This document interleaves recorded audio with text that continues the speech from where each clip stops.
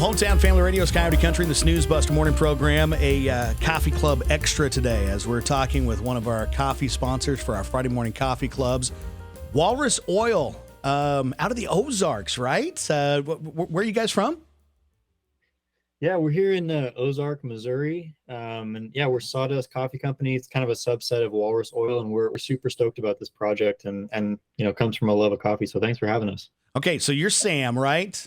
And yes, sir. Sam Elliott, you got a mustache, but not that Sam Elliott. You've never heard that before. Really, that's why I have the mustache. And you brought Andrew along with you for today's conversation? Yeah, how's it going? Yep. Very good. So tell us the story. What is Walrus Oil, and how'd you guys get to the coffee? Yeah, so Walrus Oil has been around for about 6 years now, and we're primarily known for our wood finishes and our cutting board oil. We're featured a bestseller on Amazon. We're in Walmart. We're going in Lowe's here in a bit, and that's actually currently happening right now, which is really exciting. But Sawdust came about because our founder Dave is just a huge coffee. Let's call it what it is. He's an addict. He is obsessed with coffee. Every time I go to pick him up stuff from the local shop, he wants a black coffee and a cortado. So like he's double fisting pretty much at all times.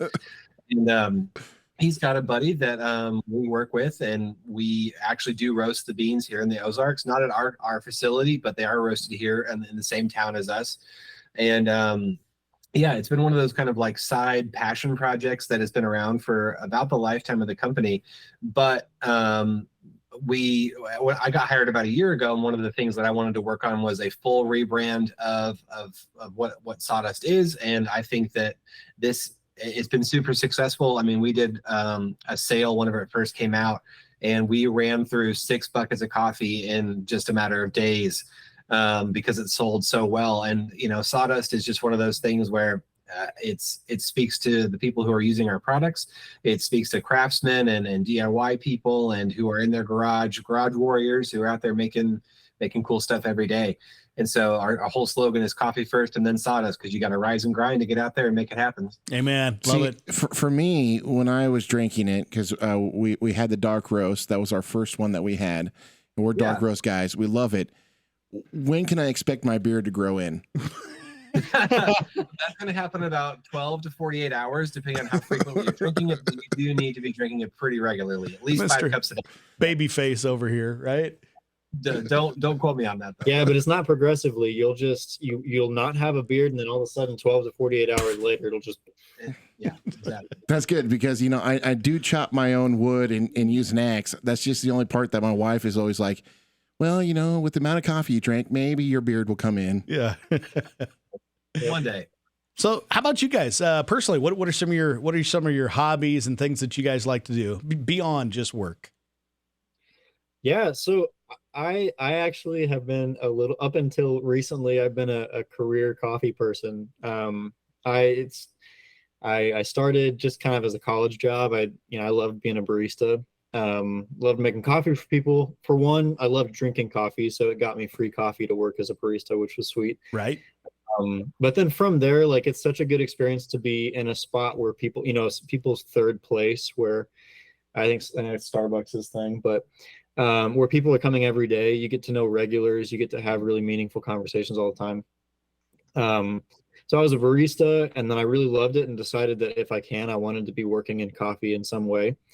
So I began roasting coffee, and then I began, working on like importing green coffee. And so coffee has been both a job of mine and a passion project. My home coffee bar, I'm pretty proud of it. He's being modest. He writes articles about coffee. He's a pro barista. His latte art is incredible. Man, he's a coffee prodigy. So it's definitely it's a hobby that's turned into an obsession, I think. But you kind of have to be all things too, because you got to be a social media influencer. You got to be a photographer. You got to be, presentation. All those are all pieces of your craft, aren't they? Yeah. A couple of years ago, I had a video pop off on TikTok a little bit, and that was my little brief moment of fame. I just made a cortado go upside down, and it looked really cool. Yeah. It was like you were handing somebody a blizzard, right? No. Yeah, exactly. All right. So then, since you're a coffee expert, like, what's your favorite region of bean, and what's your go-to coffee? Oh man, that's really tough. It really depends. Each region pretty consistently produces such unique coffees, and a lot of it really comes down to the intention and the passion that farmers put into it. So part of it is what farmers have access to, and so I think as coffee people, we always have a responsibility to be intentional with how we source our beans and make sure that we're doing so ethically. And we love that about the guy that we roast our coffee with. He's really, really good about how he sources it and has a lot of relationships with the farmers. So it's really tough because there's such a unique offering. You know, some farms are doing things like they're doing like experimental processes that are, you know, producing crazy coffees that taste like juice. Yeah. Most consistently, I would say that probably I most often enjoy coffees from Costa Rica. I can think of like three off the top of my head that I had that were just like grape juice, grape jelly, just absolute fruit bombs, but they weren't so acidic that it was like impalatable for, you know, anyone. It was a very accessible coffee that, yeah, it was a really fun one to drink. Another one that I really loved was it was a really interesting coffee from Guatemala. That was from a cooperative where they kind of all these different farms would pool their coffees together to make the fruitiest, sweetest coffee they could. And so they called it from the Ayarza farm, and they did what was called a wine series. And it was just this like blackberry, you know, grape, very like syrupy coffee that was just awesome. So I think most typically I like a lot of South American coffees. What is your greatest passion when you are creating a drink specifically for somebody? What do you like the best? What about that relationship? Ooh, I'd say it depends on who I'm serving it to. If it's someone who's, you know, really passionate about coffee, I want to make sure that I'm telling the story. I got the opportunity to write an article for a coffee blog recently that was about experimentally processed coffees. And a lot of the content from that just came from conversations I'd had with people about various, you know, if there's a process that farmers will use called anaerobic processing. It's where they remove the oxygen from a tank and process the coffee in that when it's still a coffee cherry. And so whenever I'm serving that kind of coffee, it's to someone who's really passionate about it. It's important to me to share the story, to make sure that we're talking about all of the cool work that these farmers are doing to produce such a cool food product. It's amazing. If it's just the average coffee consumer, to me, it's about presentation. It's about connection, and it's, you know, presenting something beautiful that they know you care a lot about making. I think there's something so cool about the intentionality of creating a beautiful drink for someone that they're going to enjoy, and it really establishes a connection that I don't think you can beat. Well, before we go, we've got a few of your coffees. I want to, Haley, you want to grab a couple of those for me? You guys sent us some coffees, and these are the ones that we're sampling this week. We've been trying them throughout the morning here, but then we've saved a couple of them for Friday morning too for Coffee Club. But the first one here, talk about this. This is your dark roast. You can see which one that is there. Yeah. Heck yeah. Yeah. So tell us about this coffee. What's special about this one? Yeah, the dark roast, I think it's really special. I could talk a lot about the intricacies of a dark roast. Part of the reason I think that one is so special is because it retains the flavors of a dark roasted coffee without being a traditionally dark roasted coffee. The reason that's important is because when you roast a coffee that you get and it's really oily and it's really, it's so dark, you actually lose a lot of like mouthfeel and a lot of the body that coffee has to offer. So this coffee as a dark roast is so special because you'll notice it's not an oily coffee. It is darker color. It's darker in color, and it retains the traditional dark roast flavors, but you still maintain that like syrupy body that dark roast coffees are supposed to have, and it's very strong. Yeah, also without tasting burnt. Yeah, it doesn't taste That's important. burnt. Yeah. The only thing that burnt coffee is good for is dumping a bunch of sugar and syrup in it. Exactly. And that's huge, is, with a dark roasted coffee, like, often it just tastes burnt and bitter. Yeah. And this has the traditional, like, the positive flavors of the dark roast without losing anything. And I think that's really impressive. The taste notes off of this one are milk chocolate, almonds, and caramel. So that's what you have off that. Yeah, all of our coffees as they stand alone, I think, especially brewed properly on the right machine, I think are incredible. And I think especially coming from a wood finish company, you're going to be very surprised at how good the quality is. And it's not just your average cup of Joe. And so it's definitely high quality made with lots of care. Well, that was one of the first things that we pointed out, because we don't like to look at the notes, and we like to try to guess them, because we're kind of snobby, right? Jesse got 2 of the 3. He got the milk chocolate and almonds, skipped the caramel, but we can definitely taste that great woodiness that you want in a cup of coffee too. Oh, yeah. Let's talk about the medium roast that you have next. Talk about this one. Dude, the medium roast to me is the daily driver. Yeah. That is the accessible coffee. Anyone who, if you could only have, if you were only able to offer someone one coffee and they said, I want a dark roast, my answer would be, if you didn't have the actual dark roast, I'd say this medium roast you're gonna like it for the same reasons. We haven't opened this one yet. This is next. Yeah, that's next. That's my personal favorite one. It's just right down the middle, exactly what you want from a black cup of coffee. Yeah. It's gonna, taste just so smooth, but then also refreshing at the same time. That's the one that we tend to brew the most here in our offices, and also I literally put in my percolator this morning. So it's a daily driver. It's phenomenal. Taste notes come from cocoa nibs. I don't know what that is. You're going to explain that in a second.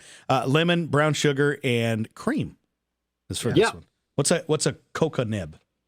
So the way you roast coffee, obviously the longer you roast, the different flavors you are able to experience. But part of the reason that is because you're actually burning off some of the flavors. So you're getting rid of various acidities. That's why dark roast coffees typically have a little bit less acidity. So the cocoa nibs is essentially that chocolate note earlier in the roast. So it ends up tasting more like single origin dark chocolate. A little bit more of a complex chocolatey flavor.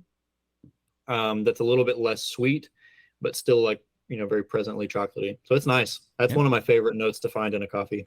Okay. And then the last one here, of course, the light roast. We don't do a lot of light roasts ourselves, but I'm intrigued to try this one.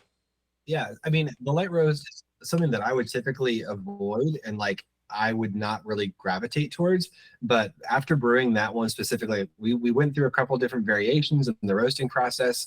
We got that bag in, and it was first sip, done deal. That one is the one. Even my wife loves that one, who's definitely more of a dark roast person. And it's just smooth enough, just enough body.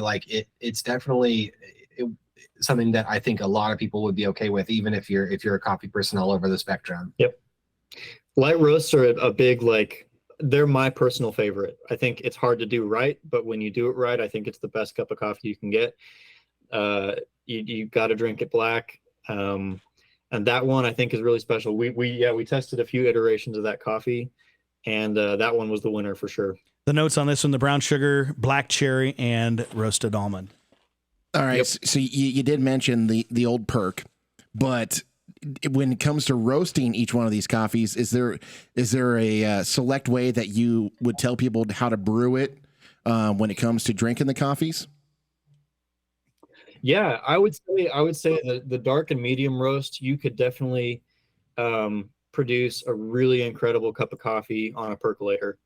And they're kind of meant to be that way. They're kind of meant to be anyone can put those into whatever brewer. If it were me, I would roast the dark roast almost exclusively on a percolator. The medium roast I would do in a percolator or something like a French press, but really all of these are meant to be brewed with nearly whatever you have. Yeah. The light roast specifically, that's one that I would say if you've got a pour over setup or something like that, or a French press would also do really well. That one, because it's such a special coffee, It also takes a little bit more of an attention to detail, and it pays dividends when you're able to put a little bit of attention into it, and you get a lot out of it. So I'd say the light roast, if you put it through a percolator, it would be good. It'd be better if you did it through like a French press or a pour over. The other ones, man, I almost prefer it on a percolator. So good. Well, we just actually donated our percolator.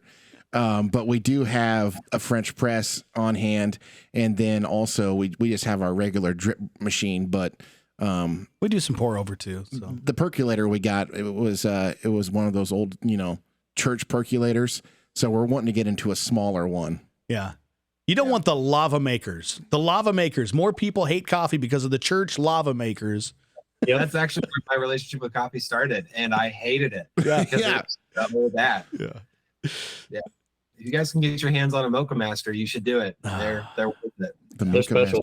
Master. Probably the best percolators you can get. I love it. I guess when I was looking for coffees, because we like to have a coffee from every single state, and when I was checking out Walrus Oil and Sawdust Coffee Company, what really drew me to it was the fact that there was only 3 coffees, and so that showed me that you guys paid attention to detail of, all right, we're bringing the best to you. Here's our light, medium, and dark. Some other companies that we've had the pleasure of dealing with too, they got a whole spectrum. So it's like breaking it down. It was simple, easy, and I was like, these guys, you know what you wanted. We could tell that. Yeah, for sure. We also want to make it easy for people to be able to just hop on board, give it a shot, and fall in love with what we've got, because we know that it's worth it, and we know that it's good. Yep. We appreciate you guys being a partner with us for our coffee club this week. I'd love to hear your story. And if folks would like to learn more, I know you guys have an awesome website where you can obviously order these.